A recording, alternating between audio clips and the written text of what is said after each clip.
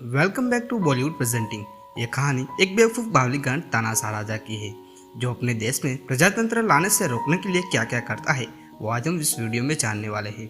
तो कहानी की शुरुआत होती है काल्पनिक देश स्वादिया से होती है, जहाँ तानाशाह राजा अलादीन का जन्म होता है।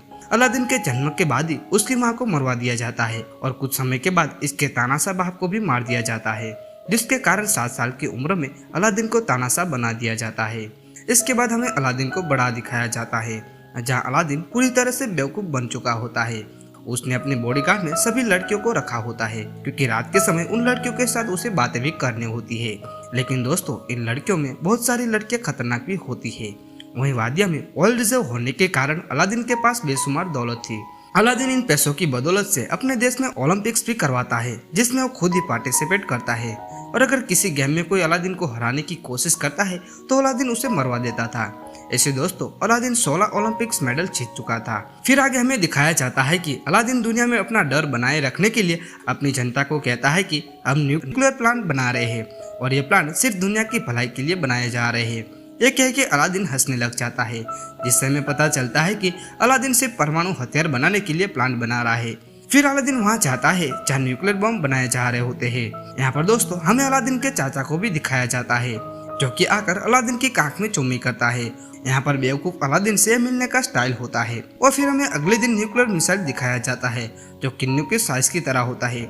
ये देख अलादीन साइंटिस्ट से कहता है कि इससे बड़ा तो मेरा औजार है, इसलिए तुम सभी लोग किसी के काम नहीं। अलादीन पूछता है कि साइंटिस्ट चमू कहाँ है, लेकिन यहाँ पर अलादीन को याद नहीं होता क्योंकि 2 साल पहले साइंटिस्ट जब न्यूक्लियर मिसाइल बनाए रहे होते हैं तब उस समय अलादीन ने मिसाइल की शेप देखी थी जो कि ऊपर से गोल थी। यह देख अलादीन कहता है कि अगर इजराइल की तरफ छोड़ेंगे तो क्या पता दोबारा हमारी तरफ आ जाए। इतनी वाहियात बातें सुनकर साइंटिस्ट कहता है कि तानाशाह क्या आप कार्टून देखते हैं। यहाँ पर असल में अलादीन ने कार्टून देखे होते हैं, इसलिए सब ऐसा कह रहा होता है, लेकिन वो मानता नहीं। बस इतनी सी बात के कारण वो उसको मरवा देता है।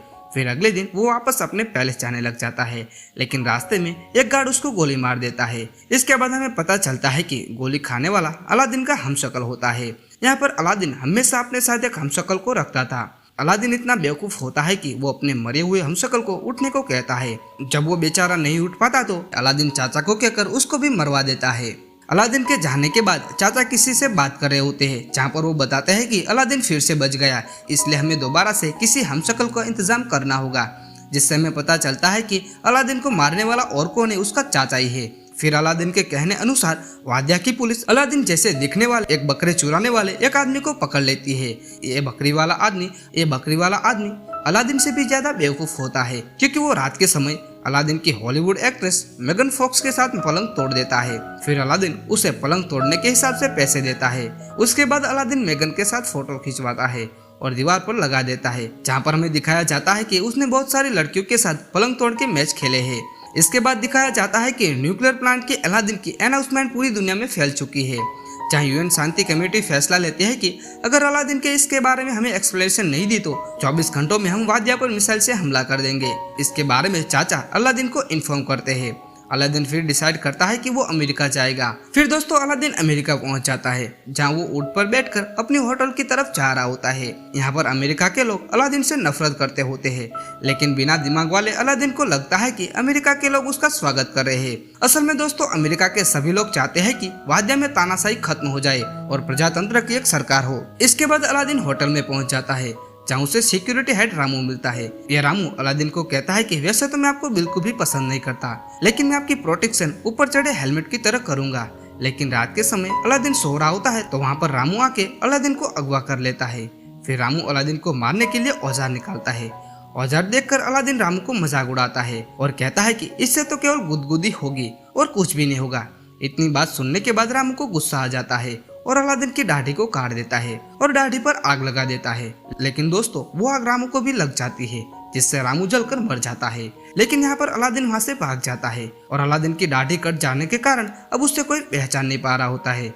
अलादीन लोगों की भीड़ से होता हुआ होटल की तरफ जाने लग जाता है, लेकिन अलादीन देखता है कि चाचा बुर्ली अलादीन के हमशक्ल के साथ यूएन मीटिंग में जा रहे होते हैं। यह देख के अलादीन को समझ आ जाता है कि उसको मरवाने वाला और को नहीं, उसका चाचा ही है। इसके बाद अलादीन टीवी में देखता है कि उसका हमशक्ल यूएन में अनाउंसमेंट कर देता है कि वादिया में तानाशाही खत्म हो जाएगी और आज से 5 दिन के बाद वाद्या के लिए प्रजातंत्र का नया कॉन्स्टिट्यूट पढ़ा जाएगा। यहाँ पर अलादीन कभी नहीं चाहता था कि वाद्या में तानाशाही खत्म हो जाए। वो जोर जोर से इसका विरोध करता है और गेट के दूसरी तरफ जाने की कोशिश करता है, जिसके कारण वहाँ पर हल्ला मच जाता है। लेकिन यहाँ पर एक लड़की उसे बुला लेती है और अपने साथ ले चलती है।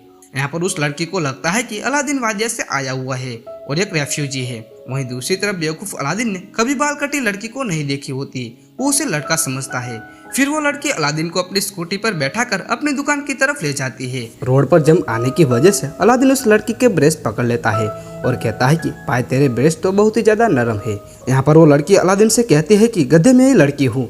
यहाँ पर वो लड़की अलादीन से उसका नाम पूछती है। यहाँ पर अलादीन पहले तो अपना असली नाम बताने लग जाता है, लेकिन फिर वो एक जगह पर बर्गस लिखा हुआ देखता है तो अलादीन फिर अपना नाम एलिसन बर्गस बताता है। वो लड़की अलादीन को अपनी राशन की दुकान पर ले जाती है। वहाँ पहुंचकर अलादीन पहले तो कपड़े मांगता है और उसे लड़कियों के कपड़े मिलते हैं जो कि वो पहन भी लेता है। यहाँ पर वो लड़की अलादीन से कहती है कि तुम यहाँ काम कर सकते हो। फिर अगले दिन अलादीन कहता है कि इस फालतू राशन की दुकान में काम क्यों करूं। वहीं दूसरी तरफ हमें चाचा और उस बहरी को भी दिखाया जाता है जो पलंग तोड़ मजे के लिए 5 चुड़ैलों का इंतजाम कर रहे होते हैं। लेकिन वो आदमी इतना बेवकूफ होता है कि वो उन लड़कियों के साथ खेलने लग जाता है। फिर आगे हमें दिखाया जाता है कि अलादीन बाजार में अकेले ही भटक रहा होता है। फिर वो एक एप्पल स्टोर के बाहर शीशे में अपनी बिना दाढ़ी वाले फेस देखता है और अपनी दाढ़ी को याद करते हुए इमोशनल हो जाता है और भगवान से कहता है कि मेरे जैसे अच्छे इंसान के साथ ऐसा क्यों होता है। फिर अलादीन का ध्यान अंदर शोरूम में पड़ता है जहाँ पर हमें उस साइंटिस्ट को दिखाया जाता है जिसने अलादीन ने मरवा दिया होता है। यह देख अलादीन सोचता है कि यह साइंटिस्ट कैसे जिंदा हो सकता है। अलादीन ये जानने के लिए उसका पीछा करता है, लेकिन वो साइंटिस्ट एक बार पर जाता है जहाँ उसके पीछे पीछे अलादीन भी दुकान में घुस जाता है। लेकिन दोस्तों ये दुकान कोई आम नहीं होती। यहाँ वही लोग आते हैं जिन्हें वादिया में अलादीन ने मरवा दिया होता है। अलादीन एक टेबल पर बैठता है। उसका ऑर्डर लेने के लिए वहाँ पर एक चाचा आता है और अलादीन का नाम पूछता है। अलादीन एलिसन बर्गस नाम बताता है, लेकिन वो चाचा कहता है कि यहाँ पर आपको असली नाम बताना होगा। लेकिन बेवकूफ़ अलादीन को अपना नाम नहीं सोच रहा होता है। वो दीवार पर लिखा होता है वही पढ़ता है और कहता है कि मेरा नाम लवजियात वॉशरूम है। यह सुनकर चाचा को बहुत ही ज़्यादा गुस्सा आ जाता है। फिर वो अलादीन को पहचान लेता है। वो सभी को कहने लगता है कि यह अलादीन है। यह सुनने के बाद सभी दुकान में लोग इकट्ठा होकर अलादीन को मारने लग जाते हैं। लेकिन वो साइंटिस्ट जल्दी से आगे आता है और कहता है कि यह मेरे दूर का रिश्तेदार वसीम है। यह बात सुनने के बाद सभी लोग अपने टेबल पर बैठ जाते हैं।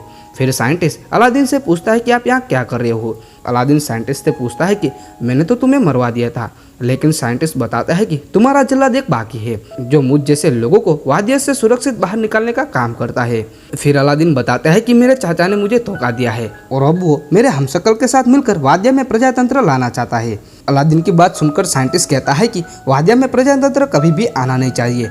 मैं आपकी किसी भी तरह हेल्प कर सकता हूँ। मैं आपकी किसी भी तरह की हेल्प करूँगा और आपको यूएन सभा में जाना होगा, जहाँ वहाँ जाकर कह सकते हैं कि वादिया में हमेशा ही तानाशाही रहेगी। अगले दिन अलादीन उस होटल के पास जाता है जहाँ पर उसके चाचा और नकली अलादीन ठहरे होते हैं।